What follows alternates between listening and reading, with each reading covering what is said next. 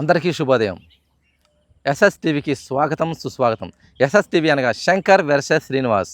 ఇచ్చట అన్నీ విశ్లేషించబడిన ప్రస్తుతం ఐపీఎల్ సీజన్ కాబట్టి ఐపీఎల్ గురించి మాట్లాడుకున్నాం. రాత్రి జరిగిన మ్యాచ్ గురించి నిన్న మన తోటవారిపాలెం పోలేరం గుడి దగ్గర ప్రిడిక్షన్ చేసుకున్నాం. టాస్ వేసి ఎవరు ఏ జట్టు తీసుకోలేదు. కేవలం ఆటను ఎంజాయ్ చేద్దాం ఈ రోజు వరకు. ఎవరు ఎలా ఆడతారో ఇద్దరు పొజిషన్లో కొంచెం తేడాగా కొంచెం డల్గానే ఉన్నాయి. అందుకని ఆటని అసలు చూద్దాం ఎలా ఆడతారో అని అనుకొని మేము రాత్రి మ్యాచ్ చూసాము. చాలా ఎంజాయబుల్గా ఉంది. ముఖ్యంగా ఎందుకంటే సంతోషం, మ్యాచ్ ఒక అద్భుతంగా జరిగింది. ఆ అద్భుతమైన విషయం ఏందో ఇప్పుడు మనం చర్చించుకోబోతున్నాం. ఓ బాలశంకర్, హాయ్. ఏం చదువుతున్నావు కదా? టోపీ భలే ఉంది. ఎక్కడ తీసుకున్నావు మ్యాన్? కొత్త టోపీ శ్రీనివాస్. ఎంత? ఎంతోలేమ్మా. భలే చెప్పు. ఎందుకంటే మొన్న 1100 పెట్టి ఏదో బుక్ చేస్తున్నావు, ఏదో వచ్చింది ఇదేనా? ఏమండి ఎంత ఎందుకులే కానీ కూర్చో. క్యాప్ 1300. డైవర్ట్ చేయమాక 1300 అండి. అది పెట్టుగా చూపించు శంకర్. నువ్వు లైన్ చూడండి. Okay, congratulation man. మా మాట వినరు అంటే మీరైతే ఇది బాగుందా? ఓకే, ఏం శంకర్ తిని గ్లామర్గా ఉండవు ఈ మధ్య అని అనేవాళ్ళు. మేము ఏదో దీని గురించి ఒక్కసారి అడిగితే మీరు మ్యాచ్ లైవ్ చేయండి. ఎంత నీ టోపీ అంత కాదు కదా. వద్దులేయమ్మా, అది ఏదో 100 రూపాయల టోపీ కానీ సరే వాళ్ళకి మనకి అంత ఎందుకులే కానీ. రాత్రి మ్యాచ్ చూసాం, మామూలు అసలు అద్భుతంగా ఉంది అసలు. ఎందుకంటే కొన్ని జరుగుతాయి, అవి ఎందుకు జరుగుతాయి కూడా నిజంగా ఎవరికి అర్థం కాదు శంకర్. ఏమండి ఒక మాట చెప్తున్నా, అంజిగా గుర్తుపెట్టుకో, నువ్వు గుర్తుపెట్టుకో. ఏమన్నాడు రాత్రి? ఏమన్నాడు రేపు చెప్తారా? అంజిగా గుర్తుపెట్టుకోరా. మీ ఇద్దరు ఉడైపోతారా? మీ ఇద్దరు ఉడైపోయి నన్ను అనుకుంటారా? చూసావుగా రాత్రి జాగ్రత్త, మర్యాద. అంటే ఆర్సీబీ మంచి ఫామ్లో ఉందని ఆర్సీబీ గెలిచిద్ది అనుకున్నామయ్యా. డీసీ కూడా మంచి ఫామ్లో ఉంది. అసలు 4 ఆడారు, 4 గెలిచారు. అసలు ఓటమే లేదు ఆర్సీబీ. కానీ ఒక ఓటమే, ఇప్పుడు 2 ఓటములు వచ్చినాయి. అద్భుతం. కానీ ఆర్సీబీ ఓన్ పిచ్చి కదా. అసలు ఫస్ట్ ఎలా ఉంది బాలశంకర్ చెప్పు నువ్వు? ఓపెనింగ్ ఎలా ఉంది? 3 ఓవర్లకి 50 స్కోర్. ఒక విషయం చెప్తా. 3 ఓవర్లకి 50 స్కోర్. చెప్పండి. ఏమంటే నేనైతే మాత్రం రాత్రి మ్యాచ్ సెకండ్ ఇన్నింగ్స్ కూడా దాదాపుగా ఒక 3 ఓవర్లు 4 ఓవర్లు అయిన కాడి నుంచి అప్పుడు జస్ట్ సోమవారం శ్రీరామనవమి సందర్భంగా అందరు సమారాధనలు చేస్తున్నారు కదా. అలా మా ఇంటి దగ్గరలో ఒక ఫంక్షన్ జరుగుతుంది, అక్కడికి వెళ్ళేసి వచ్చాం. వచ్చేటప్పటికి స్టార్ట్ అయిందని చెప్పి కూర్చున్నాం. నేను శ్రీనివాస్ కూర్చున్నాం. ఇద్దరం కూర్చుంటే వీడిని చూడాలండి. అయిపోయిందంట. ఏమైపోయింది? మ్యాచ్ అయిపోయింది అక్కడ. అంతకన్నా ఇంకేం కాదంటే సెకండ్ బ్యాటింగ్ ఎట్లా మనం ఏమనుకున్నాం, అమ్మవారి సన్నిధిలో మనం టాస్ వేసుకోవద్దు, ఇద్దరం న్యూట్రల్గా ఉందాం, మన ఇద్దరం కలిపి మ్యాచ్ ఎంజాయ్ చేద్దాం అనుకున్నాం. కానీ అండి మా వాడు తర్వాత ఎందుకో వాడిలో అంటే రోజు అలవాటు అయిపోయింది కదా ఒక జట్టుని ఎంచుకోవడం. అట్లాగే రాత్రి ఒక జట్టుని ఎంచుకొని తెగలేపుతున్నాడు. మా తమ్ముడు ఫోన్లో వీడు కూర్చొని ఇక చూడండి నన్ను ఒక ఆట ఆడిచ్చారు. నేను ఒకటే చెప్పాను, శ్రీనివాస్ ఎంత స్కోర్లో కొట్టినాయి, ఎన్ని బాల్ అయినా ఆడినాయి, చివరికి విజయం మాదే. ఏది ఆ లెక్కకు వస్తే. కానీ 100% అండి రాత్రి ఫుల్ ఎంజాయ్మెంట్. 250. మా తమ్ముడు కూడా చెప్పా, అంజీ రాత్రి ఫస్ట్ బ్యాటింగ్ ఎవరు తీసుకున్నా సరే మినిమం 200 దగ్గర నుంచి 225 లేదా 230 ఆ రేంజ్లో కొడితే తప్పించి ఆ పిచ్ మీద గెలిచే అవకాశం లేదు సెకండ్ బ్యాటింగ్ అని చెప్పాను. సేమ్ అదే జరిగింది. వాళ్ళు అక్కడ దాకా కూడా కొట్టనే వాళ్ళ 150. ఒక రకంగా చెప్పండి 130కి ఆల్అవుట్ అంట. కాదు ఒక సందర్భంలో 130కి అవుట్ అంట. అలాంటిది లాస్ట్ ఏదో 2 ఓవర్లు కొంచెం లూజ్ బాల్ వేసారంట. స్కోర్ లేదుగా, స్కోర్ కావాలి, లూజ్ బాల్ లేదు, ఒక 2 ఓవర్లు వేసారంట. 30-40 బాగా బాధారు. స్కోర్ ఒక లెవెల్లో వచ్చింది. అయినప్పటికి కూడా మరి రాత్రి బాలశంకర్ మరి నువ్వు చెప్పేది మరీ దారుణంగా ఉంది బాలశంకర్. కానీ అయ్యంటే సహజం జరుగుతుంది, అది కాదు శంకర్. అసలు చెప్పేది ఏంటంటే ఒక అద్భుతం జరిగింది బాలశంకర్. అది అట్లాంటి మరి కావాలని జరుగుతాయో కల్పించుకొని జరుగుతాయో అసలు జరగాలని ఉంటే అది ఒక దేవుడి స్క్రిప్ట్ అర్థం కాదు. ఏంటది? కేఎల్ రాహుల్ని మొన్న లక్నో నుంచి బయటకు వచ్చేసాడు. మొన్న ఆక్షన్ జరిగింది. ఆక్షన్ జరిగితే కేఎల్ రాహుల్ని తీసుకోవడానికి ఎవరు ముందుకు రాలా. అసలు ఈ బెంగళూరుకు వచ్చేస్తాడు. బెంగళూరు అంటే local boy, KL Rahul local boy అనమాట. చిన్నప్పటి నుంచి అక్కడ ఆడినవాడు కదా. అసలు వాళ్ళ ఊరే బెంగళూరు. ఆ స్టేడియంలో ఆడి అన్ని చేశాడు, అన్ని ఉంది. కేఎల్ రాహుల్ తీసుకుంటారు, ఆర్సీబీకి కెప్టెన్ చేస్తారు అని రూమర్స్ ఐపీఎల్ ఆక్షన్ జరిగే భయంకరంగా వచ్చినాయి. కానీ ఏమైంది? జరగలేదు. వాళ్ళు తీసుకోలేదు, జట్టు కెప్టెన్ చేయలేదు. వాళ్ళని రాహుల్ని ఢిల్లీ వాళ్ళు తీసుకున్నారు కదా. రాత్రి ఏమైంది? అలాంటి కేఎల్ రాహులే బెంగళూరులోనే కోత కోత కోసి కోత ఇది చూడండి మళ్ళీ లాస్ట్ లో ఇట్టని చెప్పాడు ఆ? నాది అని నాదే లాస్ట్ లో చెప్పాడు సార్ ఇది నాది నా పిచ్చి అది అసలు అసలు ఏ అది బిడ్డ ఇది నా అడ్డా అడ్డానే ఉంది. అసలు కేఎల్ రాహుల్ 93 కొట్టారు బాలశంకర్ 53 బంతుల్లో. కానీ అండి ఇక్కడ ఇంకోటి నాకు బాగా గమనించాలి ఆటగాళ్ళు నిజంగా కేఎల్ రాహుల్ ఎంత న్యూట్రల్ ఉండి ఏ బాల్ని ఎలా ఆడాలంటే ఎక్కడ గత్తరపడలే ఆయన చాలా ఫ్రీగా ఉమ్, ఎంత ఫ్రీ అంటే మనసులో ఫేస్లో కూడా ఎక్కడ ఆ టెన్షన్ కానీ ఆతురత కానీ ఏమీ లేదు చాలా ప్రశాంతంగా వచ్చిన దాన్ని గ్రౌండ్కి పంపించడమే అదే ఆలోచన ఉన్నట్టున్నాడు చాలా ప్రశాంతంగా నాకు తెలిసి ఇంతవరకు ఒకప్పుడు వరల్డ్ కప్లో మన మహేంద్ర సింగ్ ధోని వరల్డ్ కప్ గెలవడానికి అప్పుడు ఆయన ఒక పెద్ద విజయం వచ్చిన ఒక వికెట్ పడ్డా లేదు ఏమన్నా చాలా కూల్గా ఉండేవాడు కదా రాత్రి కూడా కేఎల్ రాహుల్ చాలా కూల్గా ఉన్నాడండి గెలిచినా కూడా ఆ ఉత్సాహం ఏం చేయలే ఎందుకంటే అది సొంత పిచ్చి అది ఆల్మోస్ట్ వాళ్ళ సొంతదే కాబట్టి కావాలని చేశాడు. ఎందుకు అనుకున్నా వీళ్ళు అసలు 9కి ఒక తొలి వికెట్ అవును వీళ్ళు చేజింగ్ బిగిన్ చేసిన తర్వాత 10కి 2 వికెట్లు 38కి 3 58కి 4 అసలు ఆఫ్ అయిపోయింది అక్కడ కానీ కేఎల్ రాహుల్ పడ్డట్టయితే గ్యారంటీగా అక్కడ ఏమన్నావు అయిపోయిందిరా మ్యాచ్ ఇంకేం లేదు KL Rahul catch miss KL Rahul పడ్డట్టయితే మ్యాచ్ ఇంకొకటి కొట్టేవాడు లేదు ఇంకా లేదు అక్కడ బ్యాటింగ్ అంత ఇదిగా ఆడేవాళ్ళు ఇంకా లేరు.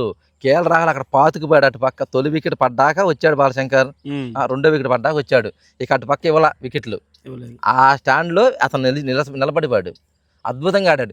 ఎందుకంటే నన్ను తీసుకోరా మీరు నన్ను తీసుకొని కెప్టెన్ చేస్తామని రోమర్స్ ఇన్ని చేస్తే మీరు మనం పట్టించుకోరా అందుకని వాళ్ళకే పెట్టాడు బాగా అద్భుతంగా ఆడాడు. నిజంగా కేఎల్ రాహుల్ ఆ విషయంలో మ్యాన్ ఆఫ్ ది మ్యాచ్ కూడా కేఎల్ రాహుల్కి ఇచ్చారు.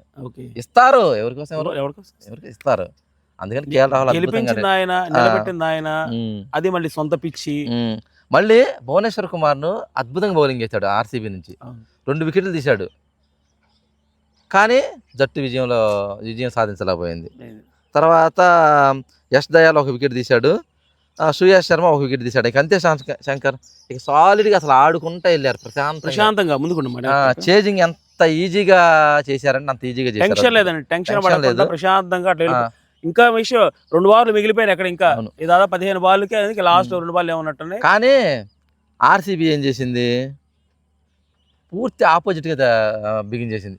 ఎట్టా కొట్టారు శంకర్ అసలు పిల్సాల్ట్ కానీ ఏం కొట్టాడు అసలు 3 ఓవర్లకి 50 అయింది బాలశంకర్ నాకు అర్థం కాలేదు.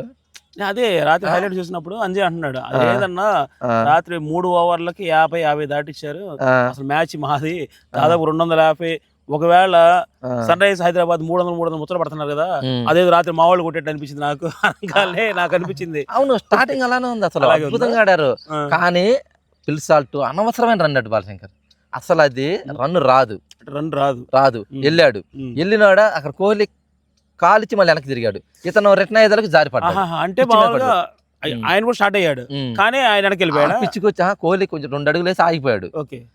తర్వాత ఇతను ఆ పిచ్చికి వచ్చేసాడు రిటర్న్ అయ్యేదానికి అక్కడ పిచ్చి స్లిప్ అయి పడ్డాడు వెళ్ళలేకపోయాడు బ్యాట్ లేకపోతేనే ఉండేది బాలశంకర్ రాత్రి దిబిడే ఉండేది. అద్భుతంగా ఆడారు అక్కడి నుంచి పుంజుకున్నారు.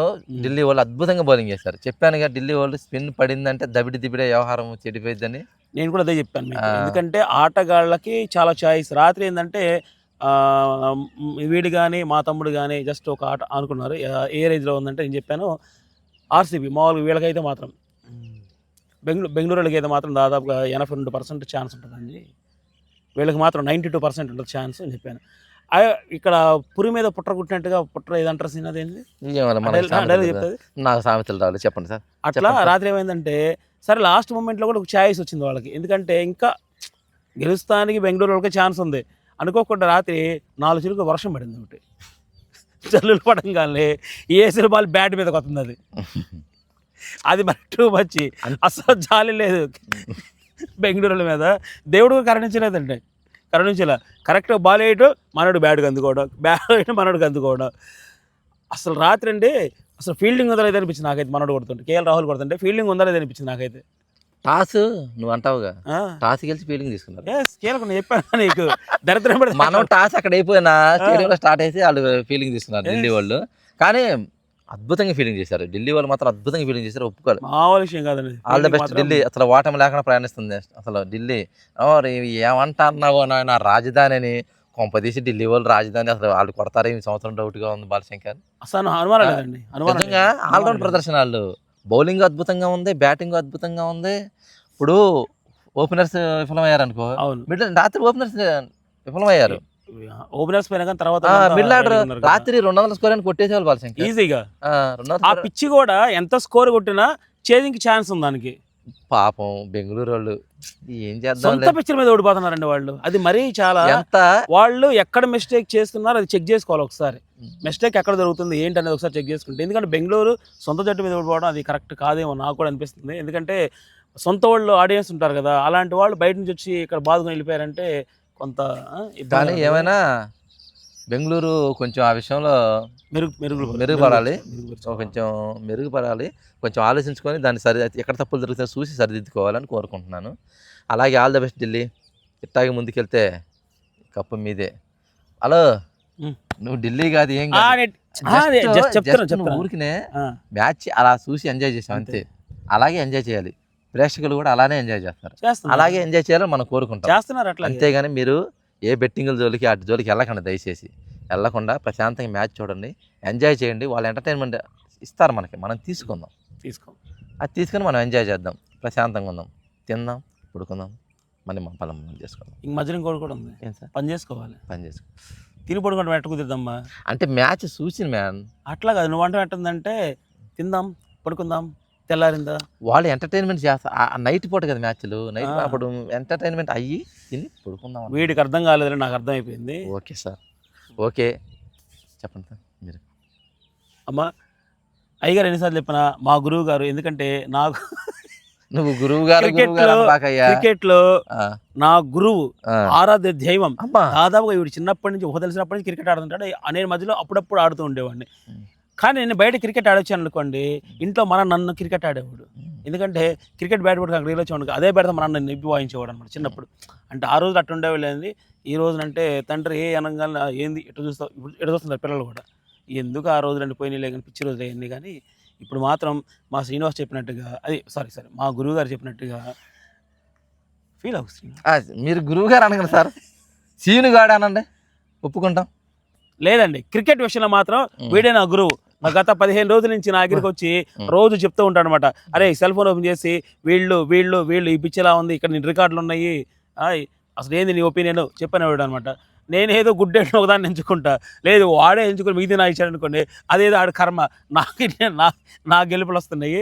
ఓకే, ఏదేమైనప్పటికీ కూడా శ్రీనివాస్ చెప్పినట్టుగా బెట్టింగ్ రోజులకి వెళ్ళకండి, మనం మీ జీవితాలని నాశనం చేసుకోవద్దు అని నేను మనస్ఫూర్తిగా చెప్తుంటూ, అంజయ్ ఎనీవే మరొకసారి నీ ప్రొడక్షన్ కూడా దెబ్బ కొట్టిందని చెప్పి ఈ సందర్భంగా తెలియజేయడానికి నేనేమాత్రం మొహమాట పట్టలేదు.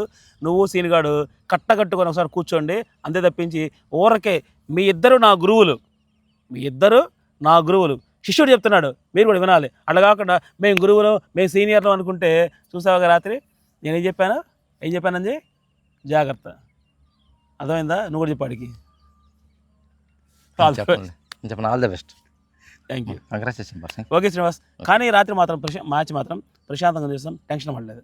ఎందుకు చెప్పు, ఎవరు ఏ జట్టును ఎంచుకోలేదు అది. మేము మామూలుగా ఉండే ఇలా ఉన్నామంటే మీరు బెట్టింగ్లు పెట్టుకున్నప్పుడు మీరు ఎంత టెన్షన్లో ఆరోగ్యాన్ని ఎంత చెడగొట్టుకుంటారో ఆలోచించండి. దయచేసి ఎవరు బెట్టింగ్ల జోలికి వెళ్ళకండి. నేను మా తమ్ముడికి ఎందుకు చెప్తున్నానంటే, క్రికెట్ మీద ధ్యాస పెట్టుకుని వాడు చాలా కోల్పోయాడు కాబట్టి అంజీ నువ్వు క్రికెట్ జోలికి వెళ్ళొద్దు చూడమని చెప్తుంటా. కానీ ఎందుకో వాడు ఒక అంచనా వేసుకుంటాడు, ఆ అంచనాకి అక్కడ తారుమైనప్పుడు ఇక నా ఇంటి నిద్రపోవడం అనమాట. అందుకని ఈ సందర్భంగా మా తమ్ముడు కూడా పరిచయం చేస్తాను, చేయకుండా ఉండను, ఖచ్చితంగా పరిచయం చేస్తాను. వీడికి మా బ్రదర్కి వీళ్ళిద్దరు మా ఇద్దరు గురువులకి నాకు డిబేట్ ఉంటుంది అనమాట. ఆ రోజు మనం లైవ్లో చూసుకుందాం. ఏ శ్రీనివాస్, లైవ్లో చూసుకుందాం. Okay, wish all the best. మరొక మ్యాచ్లో మళ్ళీ మనం కలుద్దాం. సరే, పని చూసుకుని వెళ్తానా? ఓకే.